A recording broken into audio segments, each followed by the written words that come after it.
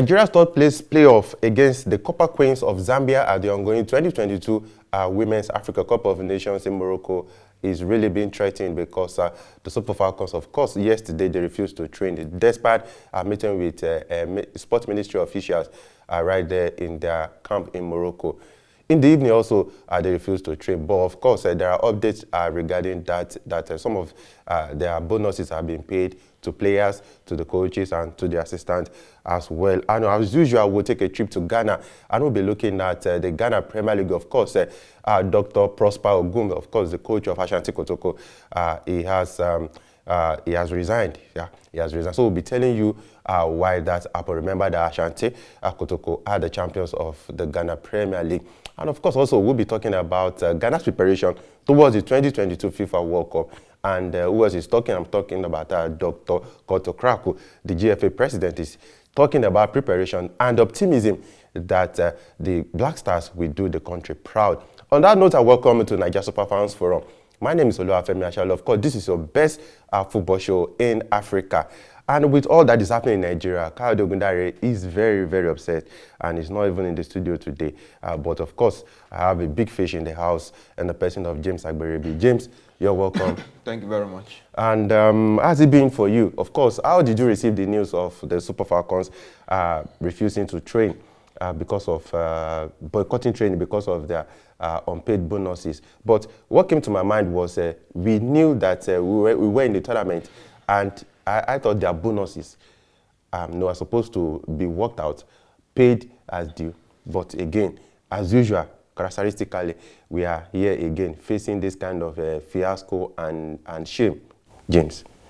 For me, I don't even know where to start from. It's shameful. You know, this didn't start now. I remember in 2004. I think in South Africa, if I'm not mistaken, the Falcons won the tournament. And the days of, what's her name now? Precious, I think Precious Dede. You know, Precious Dede, the goalkeeper? Yeah, this lady that used to play from the left wing. I can't remember her name now. She was the captain then. The team won the trophy, and we had this issue of unpaid bonuses and the rest, which was a kind of a disgrace to the country. And it has reared its ugly head again. I think I remember again in 2016. I think after the one in Cameroon. In Cameroon, we also had something like this. So I don't know if this is what the ladies deserve. You know, for always bringing success to the country. Fine, this one they are not going to win this tournament, but also what they did in the semifinal. So if that's not commitment. But this also happens sometimes, even with the men. I remember Leon Balogun speaking out some time ago about unpaid match bonuses that the NFF had to reply him that they were cash strapped and working on paying the money. Yeah, I think it's happening more with the women. Even if they even win the tournament, you still hear this. And they do better than the men. Exactly, because the men, fine. If the men had won the last Nations Cup, we would know the kind of party or that would have been or the benefits. Yeah, that will come to them. When it comes to the women, we always hear this. Fine, they said they've sorted out some of the payments, but to me, this thing should be a thing of the past. We should stop hearing things like it's disgraceful. It's a shame to the Nigerian nation. This is not even the Flamingos or the Falconers. We are talking of the Super Falcons, the most successful team in Africa. You know, going through all this. So I don't know when this will stop. They should stop telling us the authorities are looking into it. They're always trying to play it down, but it keeps occurring. So I don't know. Now we don't even know who to blame.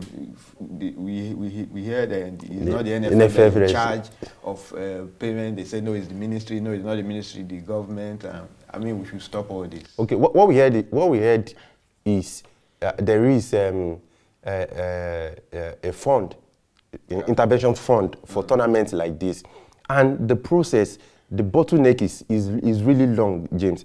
The money has to go through the proposal has to go through the NFF. To the sports ministry, then to the Ministry of Finance, then before the federal government will now maybe appropriate or release money for that purpose. Then that money will be released to the NFF before the NFF will now start disbursing money to the players. Yeah. But let me quickly give an update on what we heard We heard that according to respected journalist, former BBC journalist I'm talking about, Sasu, is saying that the players, the Super Falcons players, have reportedly, is not even certain. So the NFF has not even come out to say, this is what we've done. But he's basing this on what he also heard, that the players have received $1,000 of the minimum $10,000 they're entitled to. Then Coach Wardrum has got $2,000 as assistant, $1,500. Then backroom staff got $1,000 each. Then the question he asked was, when will the remaining money be paid, the outstanding? When is it going to be paid? They are guaranteed $10,000 and they got only $1,000, James. And tomorrow they'll be taking on Zambia in the third place. James, why do we always find ourselves in this position? You know, when you have square pegs in round holes, you just be rest assured you will be experiencing things like this. You know, people who don't have any business in whatever position they find themselves. You know, because I don't really think they know what it takes to they don't really know when it comes to the national. I don't think they have an idea. You know, they keep doing this thing. Fine, they always want to play it down and tell us, no, it has been overblown. No, this thing has been occurring, especially to this the Super Falcons. Whether they emerge champions or not, you will always keep hearing things like this. And it is their entitlement. Yes, it is what has been tabled for them. So I think I remember in 2018 the Super Eagles players and the NFL. I think they had to, before the World Cup, they had to sit down and trash out the issue of bonuses and allowances. Yeah, and we didn't hear anything. But and if they can do that to the men, why not to the women? These men they've done well for Nigeria. They were the first national in terms of the senior national team to qualify for the World Cup. They've won 9 African titles.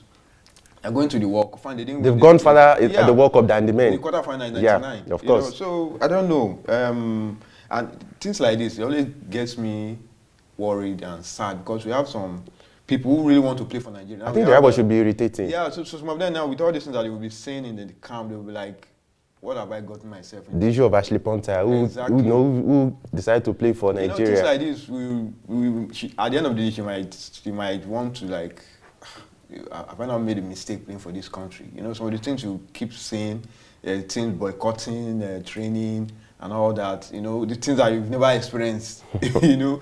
In your life. Exactly. So, and you're now seeing it all in the name of, because I want to play for Nigeria, you know, and even the coaches, the foreign coaches, and I mean, all these things, I don't know. I won't be, the World Cup is next year.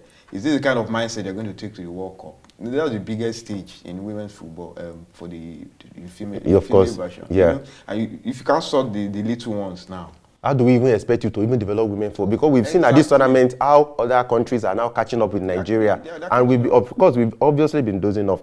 Now, you are now talking about issue of payment. So that means you can't even if you have programs for women football development in the country, it means that you can't even implement it. Exactly. That is what you're just...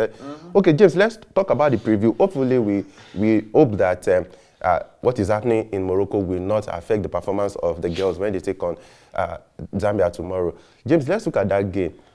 Like I just said, we hope that the ladies will go there and give their best, but it's really sad when you now have someone like Randy Wardrum, who I think by now, his letter, either resignation or sack letter, the letter headed should be ready anyway.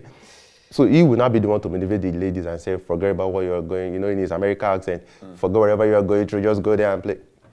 That shouldn't even be. But let's talk about that. James, what would you be expecting from the ladies when they take on Zambia? Of course, bearing in mind that Rashida Dajibade and Alimata Ayinla, of course, the two key players for the team will not be there. The skipper. The skipper, Onome, because of that injury. Yeah. We don't know whether she'll be fit, but I think it's better she's rested. But what would you be expecting from the girls? I'm not going to... I won't be expecting anything different. There's always something about the Falcons. They always want to prove a point. It's the third place match, and we all know that their aim was to win the tournament. Unfortunately, that didn't happen. I think this should be a blessing in disguise. An opportunity for the coach to try out some of those fringe players, like the Money Gifts. I think now that she will have the opportunity to maybe to start. Regina Otu, the midfielder. Yes. Then some of the, I think, opportunity again to even use, let's see, Ashley Plumter in that central defensive role. Because for me, I think she's going to be like the heir to Onamebi when she was eventually into that role. When Baby went off, we all saw what she did. I think that's our preferred route. Then we have an opportunity to see if the younger paying now. Yeah, exactly. You know, so just use this game to try out players. It's not a do or die affair. Even if they lose, fine. It's one of those things. We all wanted them to win the tournament, but unfortunately it didn't happen. Just use this opportunity to see the other players, and let's see, because what the coach has been accused of is he has been relying too much on the older players who are fine. They've paid their dues. They've done well for the team. Unfortunately, there's a level to which experience can take you to, especially when you come up against a very pacey, you know, mobile team like the Zambians. We saw how they lost to South Africa. Exactly, you know, so, in a controversial circumstance. So if he can use this opportunity, you know, of the third place game to see these guys, maybe he will now say, okay, maybe I've made mistake in the past by not, you know, giving this player much, having much confidence in this player. So hopefully when they file out, we'll be able to see difference in the lineup, and I believe this ladies, they want to prove to the coach that we can step into the shoes of these established players. And we look forward to a good feisty game. Okay, let's talk about Randy Wardrum. There's been a lot of issues regarding him in the Nigerian press, but regardless of the game against Zambia, do you think, regardless of what the outcome will be, do you think he should retain his job and take this team to the World Cup? Because James, I have to tell you, I'm really afraid. You and I were together. We saw Spain versus England, the quarterfinal. We saw the level of that game. James, do you think Wardrum should retain his job, take the girls to the World Cup next year, and see what we'll do from there? Fine. If I should ask me to rate the coach based on this tournament, I think I will give him a 6. I'm sorry to take that out of your mouth. There's been reports in Nigeria that the NFF allows him to keep his job here in Nigeria and also his US college job in the United States. So a lot of people have said that alone is even enough distraction. And some people are saying no wonder he hasn't improved the Falcons team better than what we've seen so far. You know, it is like this. I don't like dabbling into. It depends on what they agree. Since it's what the NFF want, this is what they agreed on. Fine. That's whatever. If that's part of the reason why the Falcons have not. But our next international came out to say that it is insulting. I'm talking about a former super good player. Now he came out to say it is insulting that the national team job is too big for anyone to keep another job elsewhere.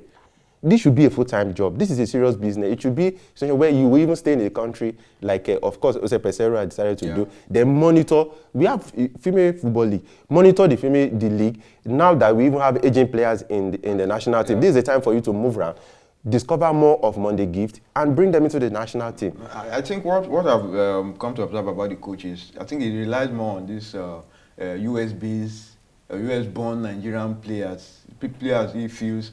He believes that is more like being spoon-fed. Exactly. It's more like being spoon-fed. Everything falls on the doorstep of the NFF. They made the arrangements. They are the ones that can explain what they saw around the world brought to us. But for me, I've not really been impressed with it. I've not really seen too much changes in the Super Falcons, especially in terms of their style of play. You know, it's like the same of the same. You watch what we saw on that Thomas Denebi. A team like the Moroccans, see the way they were with too much confidence. Even the Zambians. Exactly, the way they move around. But the Zambians that nobody thought, especially when Banda was banned from participating in the competition, a lot of people thought they would not be able to even do anything. For the World Cup, they're going for their first World Cup. You know, so for me, Wardrum, I won't subscribe to this idea of giving him the boots now. Next year is the World Cup. He has been with the team. If he gets the sack now, which coach, which big coach?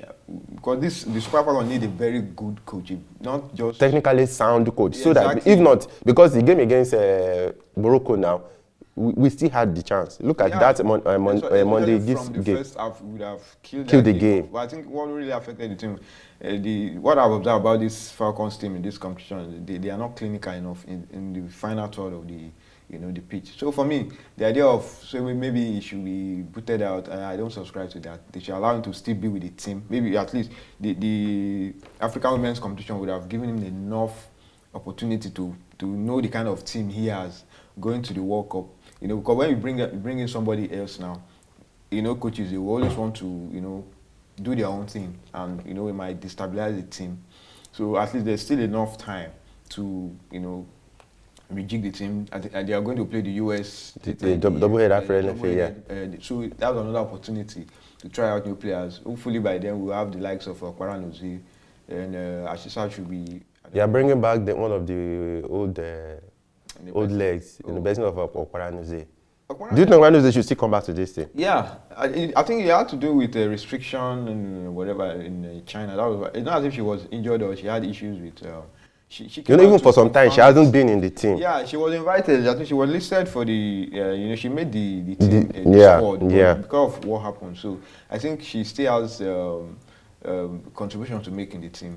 Ashisa should be over by then. Our injury worry should be, by then we'll have a full house. So we'll be good. So like I said, I don't subscribe to the coach getting sacked. Oh, so you mean we should give it another life? Exactly. I'm not saying live, but at least let's towards the World Cup. Okay, so after the World Cup, then whatever they want to do with him, they can go ahead and do. So you'll be satisfied with whatever the scoreline ends up with at the end of the day. I mean, against Zambia. I just want to see new players against Zambia. Let's try out other younger players, and from there, who knows, we might start seeing. Because I thought at least the lady should get something for coming to the tournament. At least maybe a bronze. Want to win everything.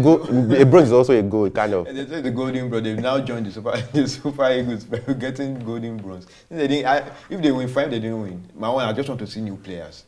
Okay, I trust the NFF to quickly to swiftly move into of course the situation, and maybe I'm sure the NFF president Amaju Mevin Pene will talk to the girls, telling them that, of course, maybe giving them words of reassurances that their money will be paid. So we hope that tomorrow against Zambia, they will go out and, of course, do the business. Remember that Rashida Dajibade and Alimata Ainde will not be there. So, like James has said, we are looking out for new players, of course, who will, take the girls to, I actually wanted them to win the bronze medal, so that at least the likes of Ashley Ponta will at least get something for their maiden tournament debut for the Super Falcons. Let's quickly go on this break now.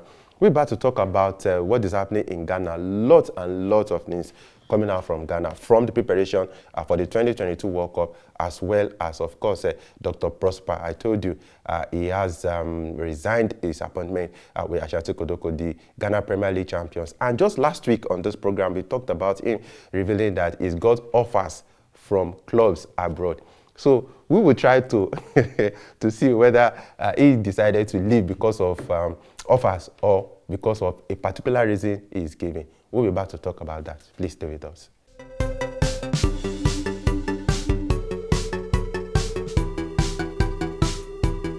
Welcome back, and it's still Nigeria Super Fans Forum. Of course, in the first part of the show, we talked about the issue surrounding the Super Falcons of Nigeria, the boycotting of training, in protest of their unpaid bonuses, and of course what the Nigeria Football Federation and as well as the Ministry of Sport are doing to ensure that that matter is resolved. So hopefully, we hope that against Zambia, they will go out and give beyond their best in order at least to come back home with a bronze medal.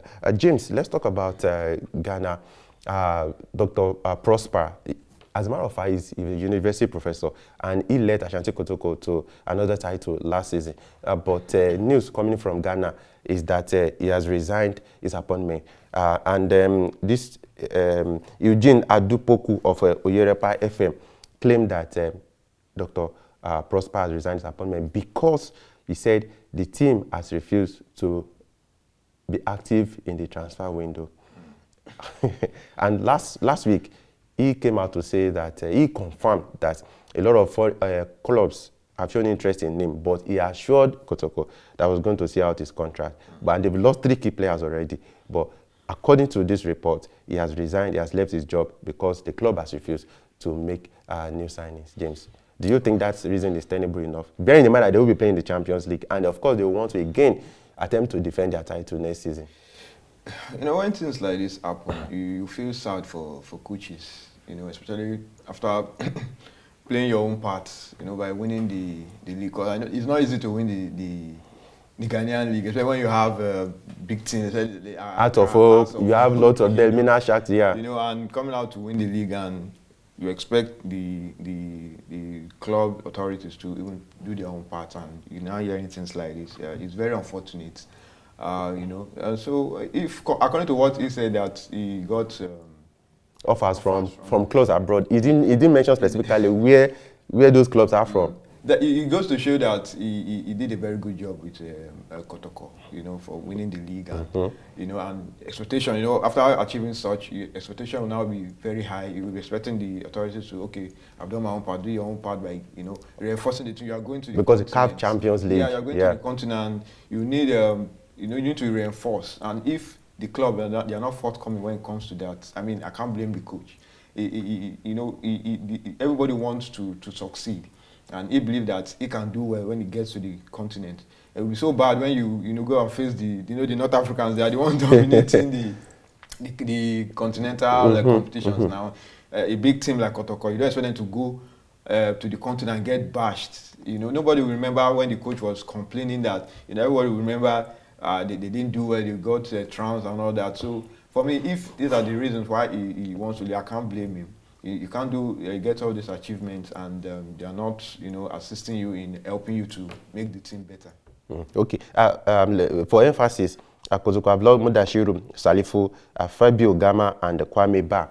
But James, he said last week, I have to repeat that, to say that he came out to say that he has received offers, but he has turned those offers down. But they said the Yoruba people used to say that a child cried today. I hope you translate. Yeah, I'm trying to translate it in English, or to say it in English. He said a child died yesterday, a witch cried today. Yeah. You understand the correlation? Exactly. But he said he had offers, but he assured Kotoko that was going to stay. But now he has turned down his appointment because of... Aren't you suspecting something? You know, maybe if those offers had not come, perhaps he will have just decided to stay, see what he can do, and at the end of the day, will tell the whole world, I did my best. Yeah. There was no reinforcement. Like I said, you can't blame him. If he came out to say they didn't do their part, he has done his own part. The Ghana, the league title is there for everybody. It's a fact. He led it. As a testament to what he can do. Yes. So if he has come out to say, these people, they've not played their own part by assisting me, all the agreements that we had about reinforcing the team, you know, you can't blame him. If clubs from outside Africa are, you know, they want his services, I mean, it shows that the guy did very well for Kotoko, you know, and if he decides to move, fine, it will only help his CV, you know, in future, you know, who knows, maybe one day, I want to, you know, handle the Black Stars, one of the national teams, you know, in Ghana. So all the best to him, and we hope wherever he goes to, he'll be able to replicate what he did at Ashanti Kotoko. Okay, James, we have just August, September, October. 3 months to the World Cup now, and the Ghana GFA, the president of Koto Crack, has been talking about preparation, and he's saying that he has assured Ghanaians that the Black Stars will do the country proud at the tournament. Now that we have 5 new players in the kitty, they have signed. Ghana just signed 5 new players now. The Naki Williams, the Salisu, the Tariq Lamte, and the likes. Is assuring the country that the Black Stars will do the country proud. Do you also see that, especially in the group that you have Portugal, South Korea, and Uruguay? Yeah. Because getting out of that group is going to be tough. One thing about Ghana, I know the other countries in that group, they will not be. I don't think they will just relax and feel Ghana is a weak team. You can't say that. We all saw what they did in the 2010 World Cup. They almost became the first African team to play in the semi-final. Unfortunately, we also what happened. So for him to come out to say that, I think maybe he has seen one or two, especially with the transfers they've Yeah, made, of course. you know. So the likes of Portugal, they are not relaxing. They know that they're going to have a tough fight on their hands, you know, playing against Ghana. Especially the Uruguayans, they know what they went through when they played against Ghana. In 2010. Exactly. So Thank God, I don't think Luis Suarez will be in that team. If Luis Suarez, I think it should be some motivation for Ghana. exactly. You see, it is time to take that pound of flesh The back. important thing is these new guys, hopefully they will be able to blend into the team. Because I believe they are quality players. But remember, we also talked about that the last time you were here about not destabilizing your winning team. They say if you don't break, don't fix it. We've gotten to this stage, so the most important thing now is to make sure those guys blend into and improve the team.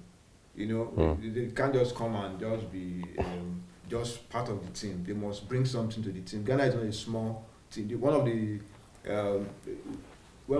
the biggest teams when you talk of big teams in Africa. You can never rule out the Black Stars. Of course. 4 times African champions is not a small feat. 3 times they've gone to the World Cup. They are going to their fourth appearance now. They are one of the teams who have made it to the last 8, and they have been they will have been close to semifinals. Exactly. You know, so if not for a hand of God from Luis Suarez. You know that Ghana is one of the best teams in Africa. So hopefully they're going to be one of the teams we'll be looking up to do Africa proud. Okay, and Dr. Kraku said that our beloved Black Stars are in the Mundial. That is 2022 World Cup, and we will go there and make our nation great and strong and proudly defend our colors. And we will go there with one and only, you know. So, but James, I still, you know, okay, Kayode and I, we've talked a whole lot about this team. But in a situation where you have Otoado, you know, he said it that these new guys coming into the team, he was skeptical. He was coy about that statement, but he was saying that they are not guaranteed a place because he said there are still going to be many AFCONs, many World Cups that they will play for the Black Stars. But do you think if these new guys actually have the quality, of course, we've seen what they can do in Aki Williams, Atletico Bilbao, we've seen Salisu at Southampton, we've seen Tariq Lamptey at Brighton. Of course, these 3 guys ordinarily should fit into any team, any setup. Then what happened to the guys who've been there before?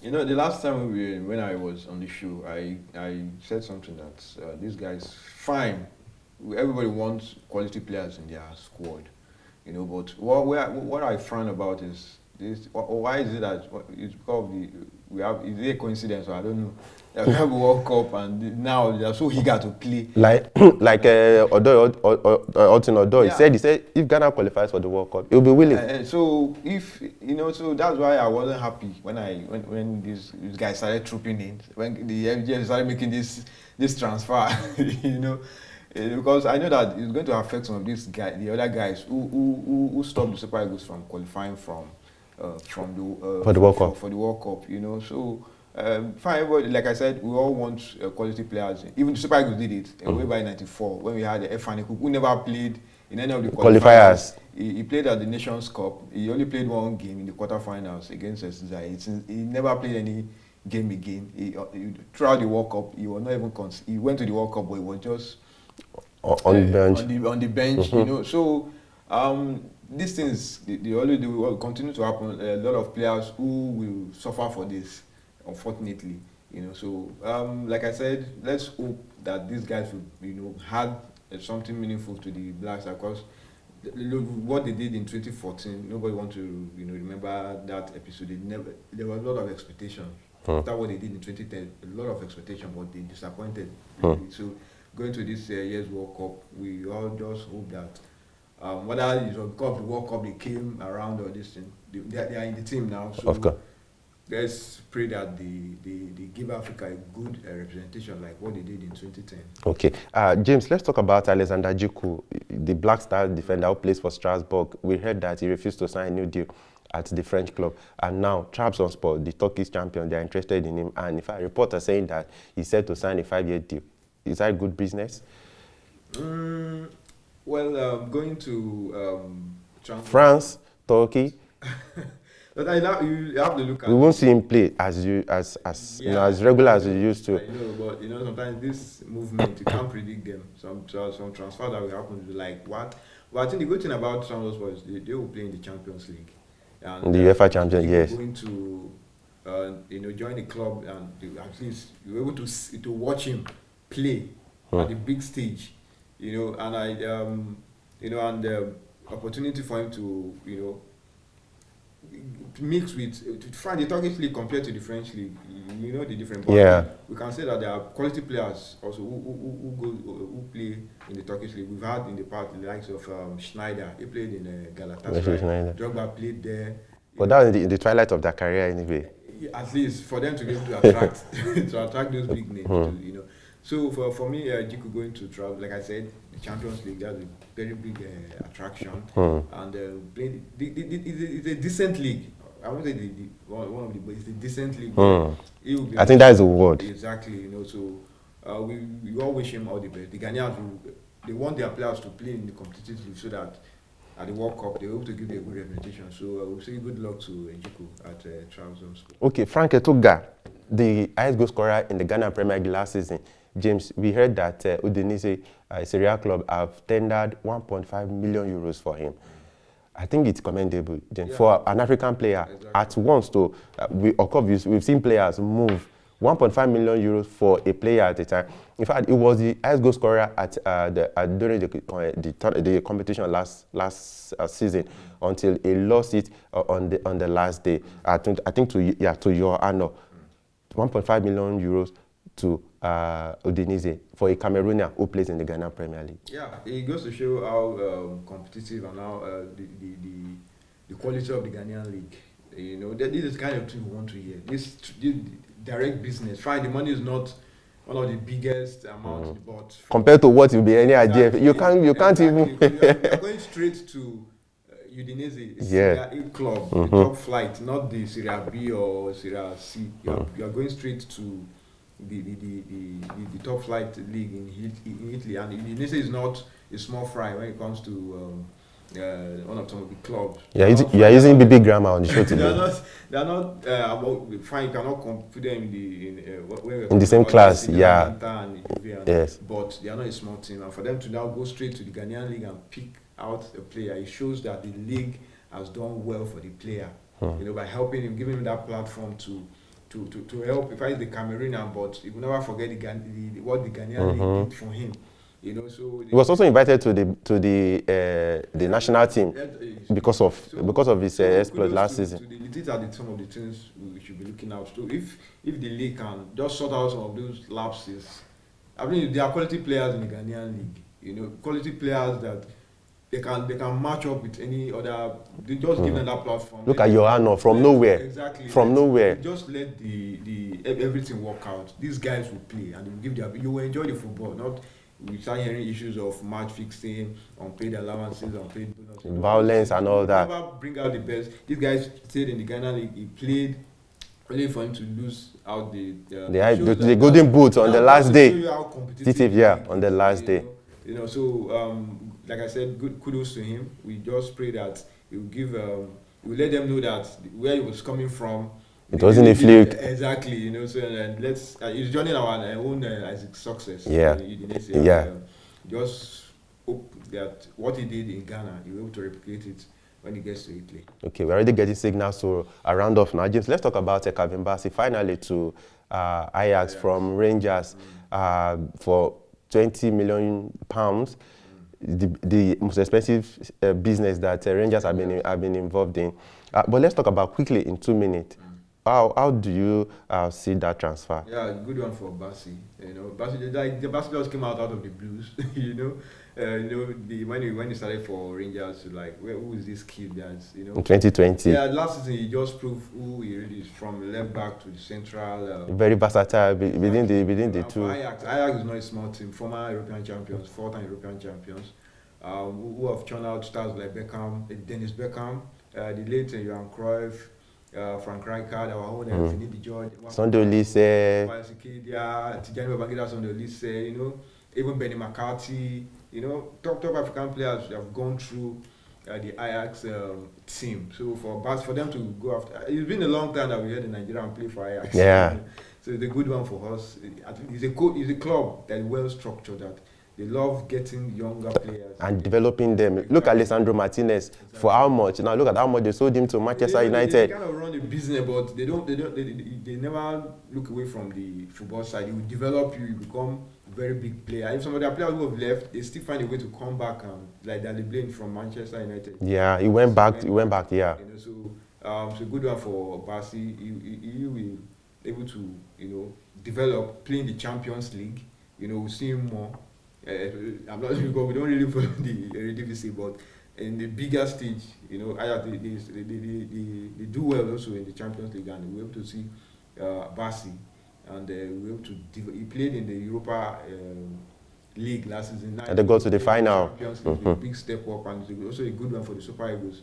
That we have one of our players, a very young player. He'll be playing in the Champions League. Champions League, and it's only, but everything just goes well for us, and I pray you're able to replicate what the likes of Finidi, Kanu, Olise did at Ajax. We show that Nigerians they still have it when it comes to playing for Ajax. And I know that if he can maintain his performance for Rangers last season at Ajax, perhaps he'll spend a few seasons at Ajax, then maybe move to another bigger club. Bigger club now come for him, and we'll continue to see the best of Captain Basi. James Agberebi, thanks for coming on the show. Yeah, it's a pleasure. Okay, and please don't forget to continue to subscribe to our YouTube channel. Your comments, thank you for keeping them coming. Of course, we read them. Don't think we just ignore them. We read them. And of course, the producer has been scrolling some of them on the screen. Share our videos. Like we've always been saying, if there's any issue regarding football in your country or even in Africa that you want us to talk about, please just indicate it in the comment section, and you can be rest assured that we will give it the attention. So we wish the Super Falcons all the best as they take on Zambia. And of course, regarding the issue of Professor Prosper Ogum regarding his resignation from Ashanti Kotoko, of course, we will keep our fingers crossed as far as that is concerned, and the update will bring it to you. Until we come your way again next time, I say have fun and bye for now.